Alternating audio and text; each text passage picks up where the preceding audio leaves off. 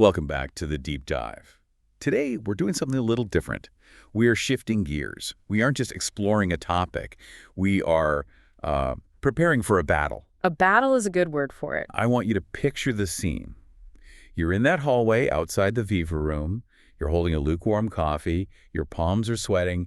And you're just staring at this stack of textbooks that honestly weighs more than the patient you're about to discuss. You've got Miller on the bottom, a doorstop of a book. Right, with Morgan and Mikhail in the middle, and maybe Yao and Artuzio just precariously balanced on top. And somewhere, buried in one of those thousands of pages, is the answer that determines whether you walk out of there as a doctor of medicine or, well, let's not go there. No, we aren't going there. Because today, we are walking into that exam hall with you. We're doing a dedicated exam prep deep dive, our target, the holy trinity of neonatal respiratory challenges. It is the absolute highest yield territory in the entire pediatric anesthesia syllabus. There's no escaping it. We are talking about apnoea, breath-holding spells, and the big one, neonatal resuscitation, based on the latest 2020 AHA guidelines. I believe it. I've been looking through the past papers, specifically the DNB and the Gujarat University questions, and these topics are just, they're everywhere. Short notes, long theory questions, and it feels like every other Viva or OSCE station ends up here. It's because the stakes are incredibly high. The examiners know this. They know that if you treat a neonate like a small adult, you are going to have a catastrophic outcome. It's as simple as that. So this is a safety check. It's the ultimate safety check. This session is about examiner-proofing your knowledge. We're taking those massive texts, Miller, O's intensive care, Yao, and we're going to synthesize them into the exact arguments, the definitions, and the algorithms you need to make to pass. Okay, let's start with the framing then, part A.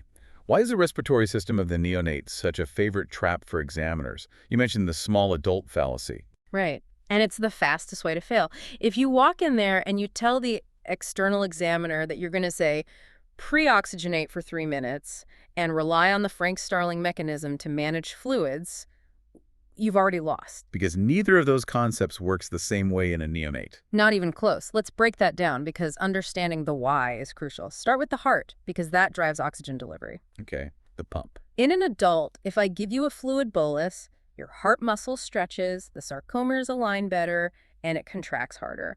That's Frank-Starling.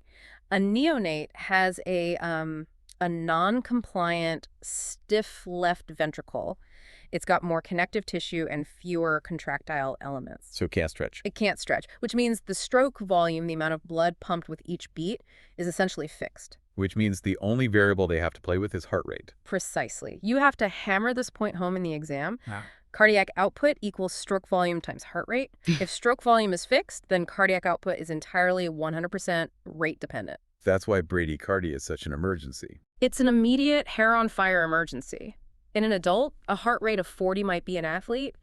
In a neonate, it's a pre-arrest state because their cardiac output has just plummeted by 60 or 70%. And on top of that, you have the fuel consumption issue, the metabolic rate. The metabolic rate is just off the charts. A neonate is burning oxygen at 6 to 8 milliliters per kilogram per minute.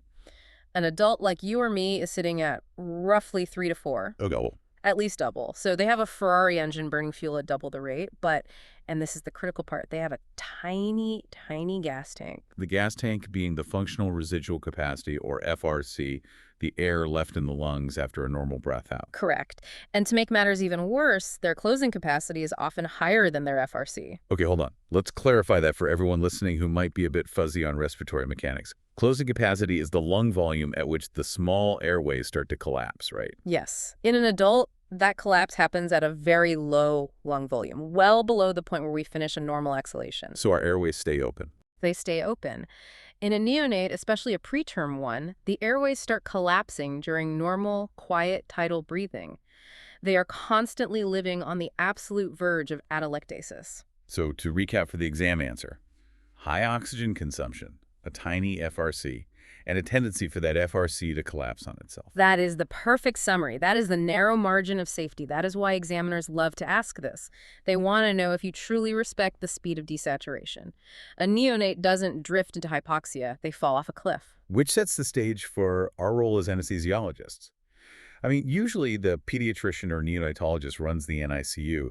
Why does the anesthesia exam care so much? Because while the pediatrician runs the NICU, the anesthesiologist is the one they call when the airway becomes a nightmare.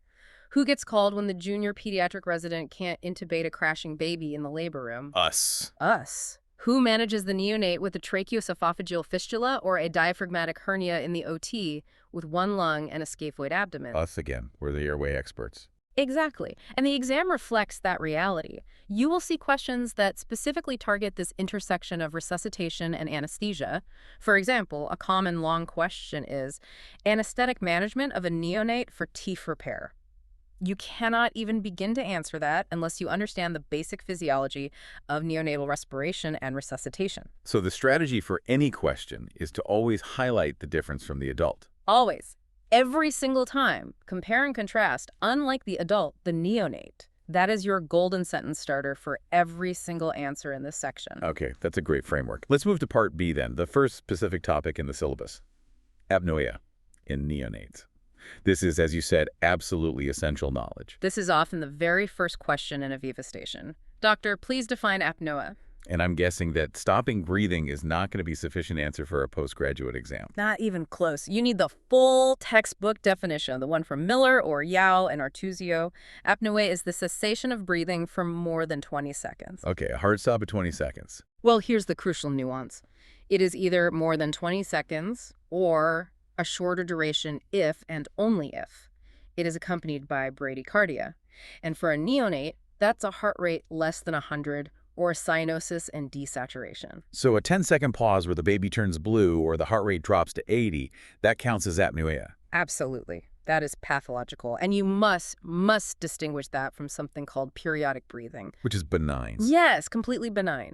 Periodic breathing is a pattern you often see in healthy premature infants. They breathe for a bit, then they'll pause for 5 to 10 seconds, then start breathing again in a cyclical pattern. But the key is what happens during the pause. The key is that during that pause, there is no bradycardia and no color change. The baby stays pink. The SATs stay up. So a simple way to remember it for the exam, periodic equals pink, apnoea equals blue, or bradycardic. That's a perfect mnemonic. Now, once you've nailed the definition, the examiner's next question is always, and how do you classify it? 3 types: central, obstructive, and mixed. Good. Walk me through them as if you were answering the examiner right now. Okay.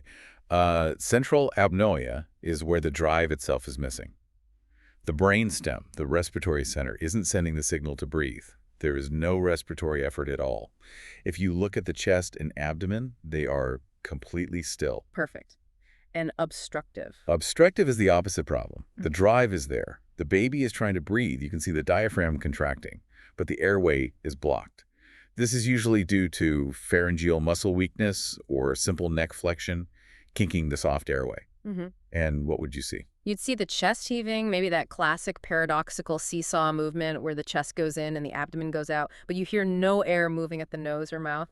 There's effort, but no flow. Excellent. And the last one, mixed. Mixed is, well, it's a combination of the two. It usually starts as a central pause, and then that's followed by an obstructed effort when the baby tries to restart breathing against a collapsed pharynx. And which one is most common? This is a good detail to add. I think. It's the mixed type, isn't it? You're right. Millage points out that mixed apnoea is actually the most common type in premature infants. It accounts for about 50% of all cases. Pure central is about 40%, and pure obstructive is actually quite rare, maybe 10%. That detail really separates a good answer from a great one. It does. Now, this classification leads us directly to the core physiology of respiratory control, which I find just fascinating. The paradoxical response to hypoxia. This is a classic Viva trap. It's a trap because it's so completely counterintuitive to everything we know about adult physiology. Exactly. If you hold your breath right now and your oxygen level drops, your carotid bodies will scream at your brainstem and you will gasp for air. You hyperventilate. For an adult, hypoxia is a powerful stimulant to breathe. In a neonate, specifically a preterm one, hypoxia does the exact opposite. It acts as a profound respiratory depressant. Why? I mean, that just seems like a terrible evolutionary design flaw. It's thought to be a metabolic conservation strategy. The immature brain senses a lack of energy, a lack of oxygen, and it decides to shut down non-essential motor output to save whatever fuel it has left. Unfortunately, for some reason, it classifies breathing as a non-essential motor output. That is absolutely terrifying. It is. The response is what we call biphasic. For the first minute or so of hypoxia, they might hyperventilate slightly. That's the peripheral chemoreceptors and the carotid bodies working. But very quickly, the central depressant effect overrides it completely. So the worse the hypoxia gets. The less they breathe. It's a vicious downward spiral. You have to burn this phrase into your brain for the exam. Hypoxia begets apnoea. So you can't just wait for a hypoxic baby to gasp their way out of trouble. They will just spiral down faster. They will not self-rescue. You have to intervene. And to make matters worse, their CO2 response is also very blunt. What does that mean exactly? In an adult, if your PaSO2 rises even a few millimeters of mercury, your minute ventilation shoots up to blow it off. A neonate's response curve is shifted to the left and is much flatter. They tolerate a much higher CO2 before they significantly increase their breathing. They are just less responsive to all chemical stimuli. Okay, so that's the why. Let's talk about the what, the causes. If you get a short note in the theory paper on etiology of neonatal apnoea, how should you structure the answer to get maximum marks? You start with a big one, the irreversible one, prematurity. The brainstem just isn't finished developing. Like we said, Miller states it's almost universal in babies under 1,000 grams. That's your first point. Then you structure the rest of your answer around the treatable causes. The metabolic list. Exactly. The things you can fix. Right. Hypoglycemia, the brain needs sugar. Hypocalcemia, you have to remember their sarcoplasmic reticulum is immature. They rely heavily on extracellular calcium from muscle contraction, including the diaphragm. And hypothermia, cold stress is a massive respiratory depressant. And infection. Sepsis. Always, always think sepsis. If you have a previously stable baby, maybe a feeder and grower in the NICU, who suddenly starts having frequent apnoeic spells, you must assume sepsis until proven otherwise. It's often the very first sign of a systemic infection. Okay, now let's expand on drug-induced apnea, because that's right in our wheelhouse as anesthesiologists. What drugs specifically should be on our list? Miller's gives a few key culprits that you must mention. First, maternal opioids. If mom got pethidine or morphine in labor, that baby has it on board too. It crosses the placenta readily. And magnesium sulfate. Yes, used for preeclampsia. It's a brilliant drug for the mother, but it can cause significant hypotonia and respiratory depression in the newborn. And the third big one is prostaglandin E1. The one we use to keep the ductus arteriosus open in certain congenital heart diseases. Correct. It's a life-saving infusion for duct-dependent lesions, but a well-known and common side effect is apnoea. If you are ever involved in transporting a baby on a PGE1 infusion, you must be prepared to intubate and ventilate them at a moment's notice. Now, for us as anesthetists, I think the biggest practical headache is postoperative apnoea. This brings us to the famous 60-week rule. This is probably the most famous and most important number in all of pediatric anesthesia. You will be asked about this. So break it down for us. What exactly is the rule? According to Miller and Yao, any former preterm infant who is less than 60 weeks post-conceptual age, or PCA, is at a significantly high risk for life-threatening apnea for up to 24 hours after a general anesthetic. And let's just define PCA clearly for the exam. It's gestational age at birth plus the number of weeks of life since birth. Correct. So if a baby was born very prematurely, say at 28 weeks, and is now 12 weeks old, which is about 3 months, you add them together. 28 plus 12 is 40. They are only 40 weeks PCA. So they might look like a 3-month-old infant on the outside. But their brainstem is essentially that of a newborn-term baby. They are deep in the danger zone. And what's the direct management implication of this rule? No daycare surgery, period. It's an absolute contraindication. Any infant under 60 weeks PCA who has a general anesthetic must be admitted for at least 24 hours of formal apnea monitoring with a pulse oximeter. Okay, here's the follow-up question the examiner will ask. Does using a spinal anesthetic get you out of jail? Can you do an inguinal hernia repair under spinal and send them home? It's a great question and a tricky one. A pure spinal anesthetic does lower the risk significantly, but it does not eliminate it. And Miller is very, very clear on this point. If you perform a spinal, but you give any intravenous sedation, even a tiny bit of ketamine or midazolam because they're wiggly, the risk of apnea shoots right back up to the same level as a general anesthetic. So if you're going to do a spinal, it has to be a pure spinal with no sedation. Exactly. And you still need to monitor them carefully post-op, especially if there are other risk factors. The big one is anemia. Anemia with a hematocrit less than 30% is a major independent risk factor that multiplies the apnea risk. Okay, that's crystal clear. Let's move to clinical features and diagnosis. How are we actually detecting this? In the NICU, they all have those impedance monitors on their chest. They do. And chest wall impedance monitors measure the change in electrical resistance as the chest expands and contracts. They're great for detecting central apnoea. But they're terrible for obstructive apnoea. Exactly. And this is a major safety issue. If the baby is having an obstructive spell, they are struggling against a closed airway. Yeah. The chest is moving, the abdomen is moving, the monitor thinks the baby is breathing just fine. So it won't alarm. It won't alarm until the bradycardia hits, which might be too late. That's why relying solely on impedance monitoring is dangerous. So what's the gold standard? You need pulse oximetry and good old-fashioned clinical observation. Miller suggests that the pulse oximeter is vital because desaturation is the final common pathway for all types of apnea. It will catch everything. And the clinical triad to look for. Apnoea plus bradycardia plus desaturation. If you see that combination, you must act immediately. Which brings us nicely to management of apnoea. This is very high yield for an OSCE station or a short answer question. Step 1 is always the simplest. Tactile stimulation. A gentle flick to the soles of the feet. Rubbing the back. Often, that little sensory input is enough to restart the central drive. And if that doesn't work, or if the spells are happening frequently? Then we move to pharmacology. The magic bullet here is the family of drugs called methylxanthines. Specifically, caffeine citrate is the drug of choice. Why caffeine and not, say, theophylline or aminophylline, which we also use? It's a better drug for neonates for several reasons. First, caffeine has a much wider therapeutic index, which means it's harder to overdose and get into toxic levels. It also penetrates the blood-brain barrier more effectively. And the half-life is different, isn't it? Massively different. The half-life of caffeine in a preterm neonate is about 100 hours. Wow. So you only need to dose it once a day, which is much more convenient. Theophylline has a shorter half-life and more side effects like tachycardia and feeding intolerance, so caffeine is preferred. And what's the mechanism of action? How does it work? It's an antagonist at adenosine receptors in the brain. Adenosine is a neurotransmitter that signals fatigue and depression to the brainstem.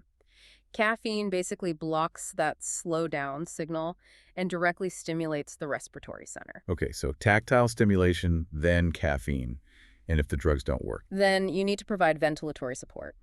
You can start with CPAP, continuous positive airway pressure. That helps to splint the pharyngeal airway open, which is especially useful for obstructive or mixed apnea. But if that fails, or the apneas are severe, they need intubation and mechanical ventilation. Okay, I think that covers apnoea in a lot of detail. Let's pivot now to Part C, breath-holding spells.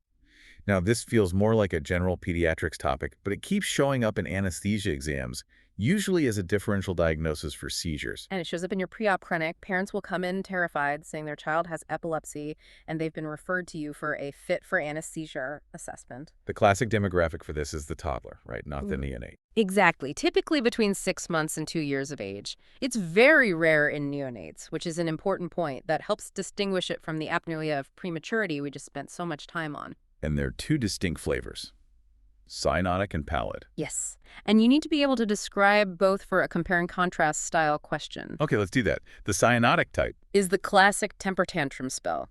The trigger is always anger or frustration.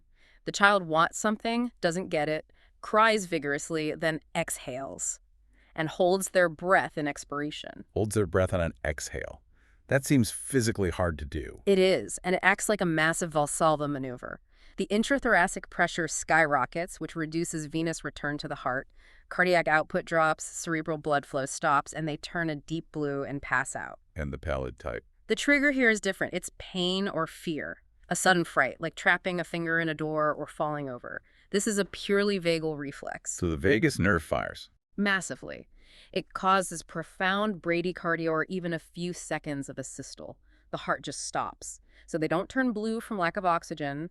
They turn deathly white pale from a lack of any blood flow, and then they drop. So a good way to remember it is, cyanotic is a mechanical problem, a Valsalva. Pallid is an electrical problem, a vagal storm. That's a perfect way to think of it for the exam. Let's just touch on the pathophysiology a bit more. It's all about autonomic dysregulation, isn't it? It is. Their autonomic nervous system, the balance between the sympathetic and parasympathetic, is just not fully mature in its regulation. In the Pallid type, it's essentially a cardioinhibitory reflex, very similar to a neurocardiogenic syncope you might see in an adult who faints at the sight of blood, but it's just much more dramatic in a child. Okay, now for the really high-yield part. How do we differentiate this from epilepsy? This is the core of the short note, creating that differentiation table. The history from the parents is absolutely everything. There are 4 key points you must have in your answer. Let's list them. 1. 1. The precipitant. Breath-holding spells always have a clear trigger, either crying in anger or pain and fear. Seizures often happen spontaneously, even during sleep. 2. 2. The color change. In spells, the color change, either the cyanosis or the pallor, happens before or at the same time as the loss of consciousness.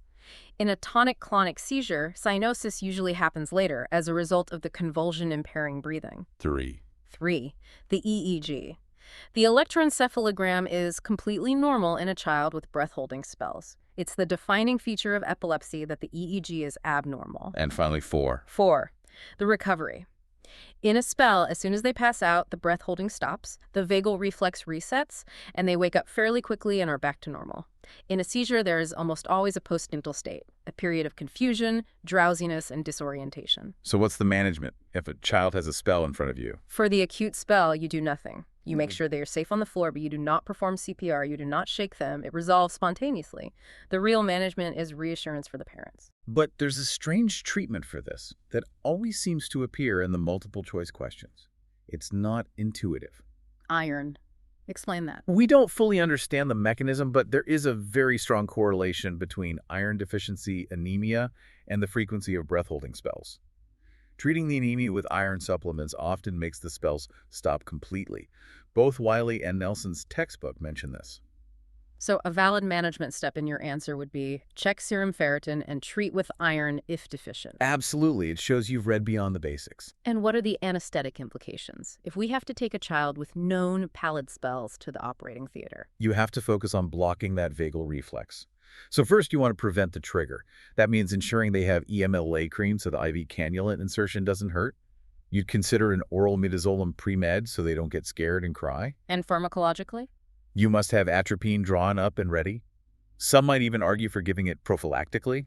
You want to avoid any painful or frightening stimulus that could set off that massive vagal discharge. Got it. Okay, now we are shifting gears to the main event.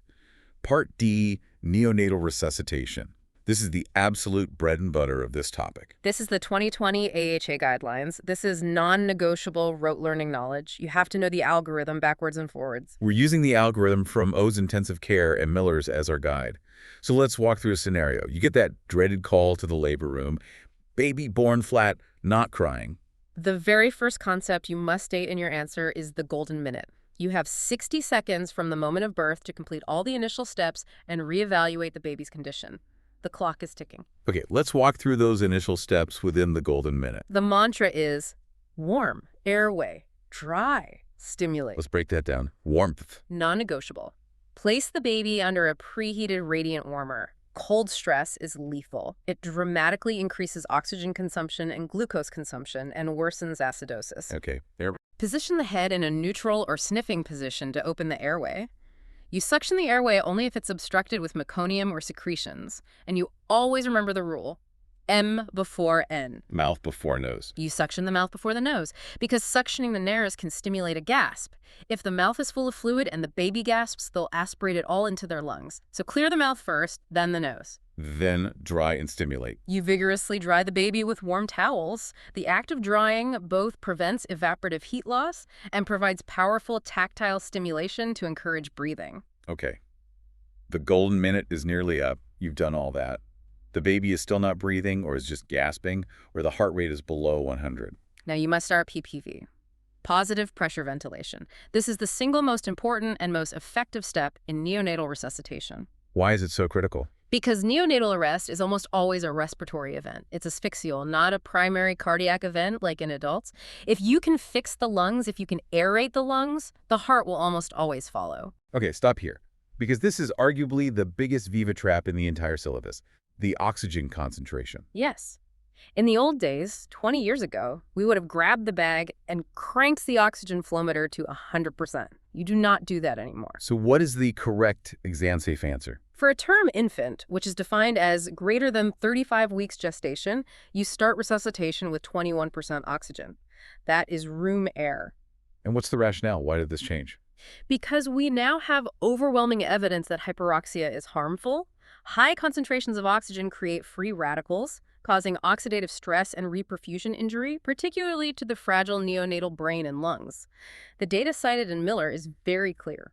Room air resuscitation results in lower mortality than 100% oxygen. And what about for preterm infants, less than 35 weeks? For preemies, you can start with a slightly higher concentration, a blended gas of 21% to 30%. And then for both term and preterm, you titrate your FiO2 based on the preductal SpO2, which you measure on the right hand. It has to be the right hand. Why? Because the right hand receives blood from the brachiocephalic artery, which comes off the aorta before the ductus arteriosus. This preductal saturation reflects the oxygenation of the blood going to the brain.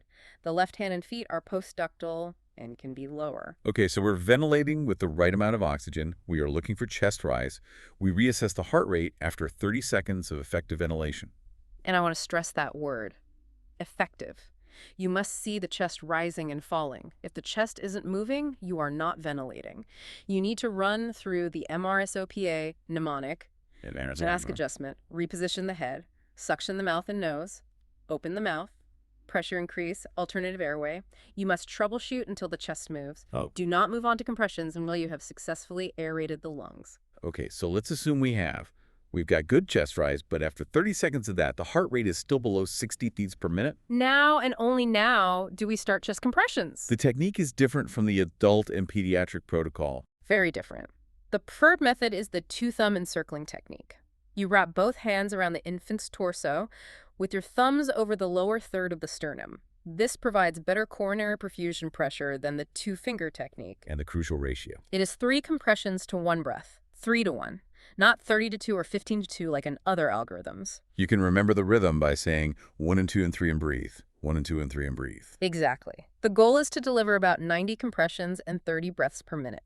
It's a much faster cycle, heavily favoring ventilation because, again, the primary cause is almost always asphyxial. Okay, we're now giving effective PPV and coordinated chest compressions.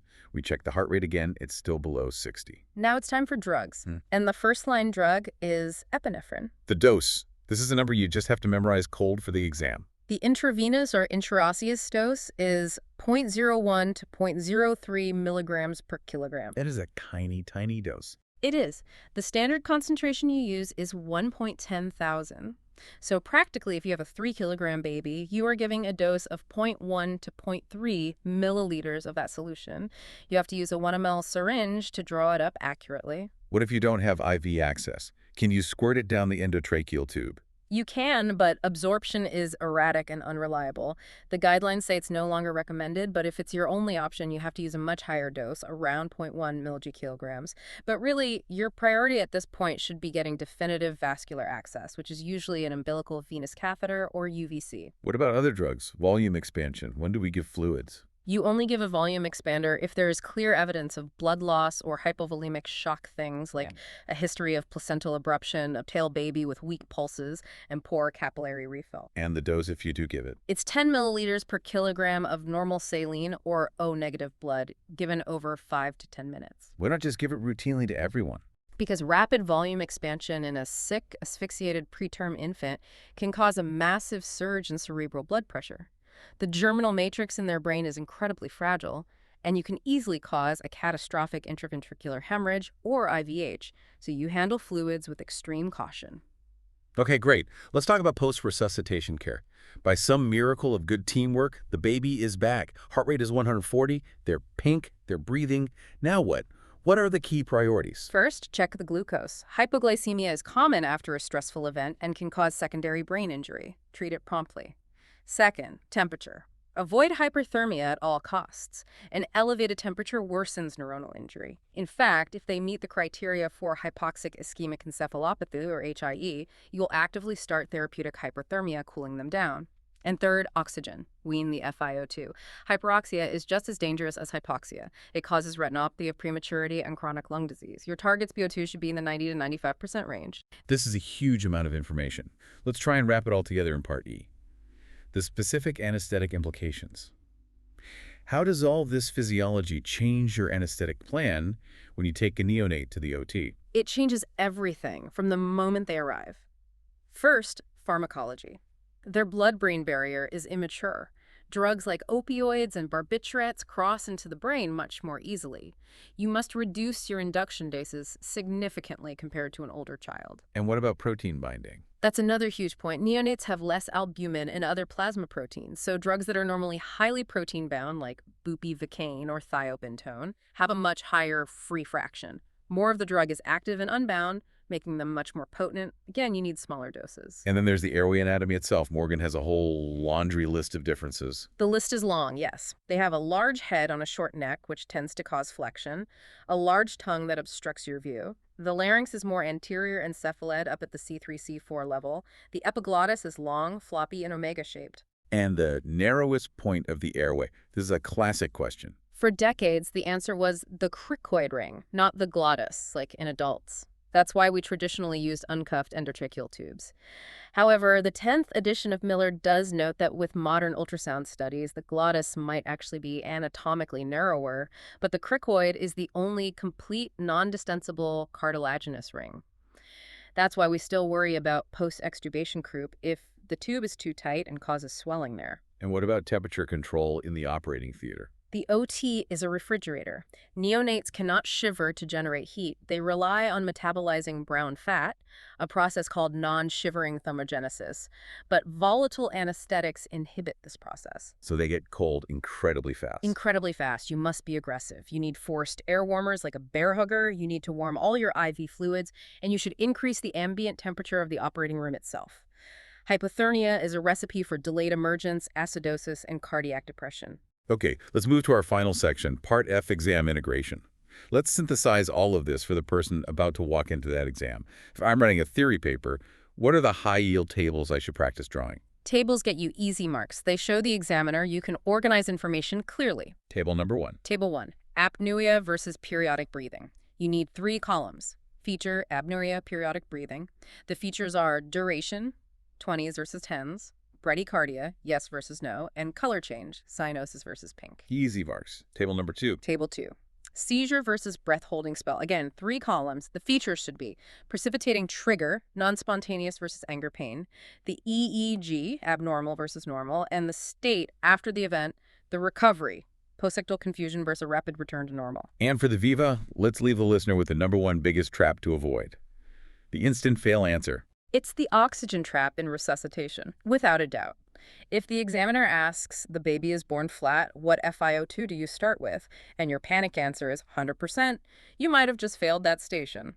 The safe, correct answer is, for a term infant, I would begin with 21%, which is room air, and titrate my oxygen upwards based on preductal pulse oximetry. And the underlying principle is to always go back to the physiology. Always return to first principles. Why does the neonate desaturate so fast? High oxygen consumption, low FRC. Why is bradycardia so dangerous? Because cardiac output is rate dependent due to a fixed stroke volume. If you explain the mechanism, the examiner knows you understand the why, not just the what. They know you are safe. And safety is the absolute key word. It is the only word that matters in this exam. Any final diagrams you'd recommend practicing drawing? 2 simple ones. First, the resuscitation pyramid or algorithm. You should be able to draw the AHA flowchart from memory. Show the initial steps at the bottom, then PPV, then compressions, then drugs at the top. Second, a simple diagram showing the relationship between FRC and closing capacity in a neonate, with the closing capacity line encroaching on the tidal breathing range. That visually explains why they are so prone to atelectasis. Fantastic. Let's summarize everything. Give me the 10-point answer for a long question on neonatal apnoea and resuscitation. The 10 bullet points you'd want to see on the page. Okay, here we go. 1. Definition. Apnoea is cessation of breathing for more than 20 seconds or any duration if associated with bradycardia or desaturation. 2. Classification. Central, obstructive, and mixed, with mixed being the most common in preterms. 3. Physiology. The paradoxical response to hypoxia, where hypoxia causes respiratory depression. 4. Causes. Prematurity is number 1, followed by sepsis, metabolic issues, and drugs. That's 5. Postoperative risk. The 60-week PCA rule mandating admission for monitoring. 6. Breath-holding spells. A benign condition, and you must be able to differentiate it from seizures based on triggers and a normal EEG. 7. Resuscitation priority. Airway and breathing are the priority over circulation, as arrests are typically asphyxial. nearly there. 8. Oxygen management. Avoid hyperoxia. Start with room air for term infants. 9. Drug doses. No epinephrine cold, 0.01 to 0.03 milligrams per kilogram AV. And 10. Anesthetic modifications. You must reduce drug doses due to pharmacodynamic changes, aggressively maintain temperature, and have a high index of suspicion for postoperative apnea. That is a masterclass. You have given us the definitions, the physiology, the numbers, and the algorithm. You know more than you think you do. The information is in there. The key is structuring it and delivering it with confidence. Go in there and own it. Good luck. This has been the Deep Dive Exam Prep Edition.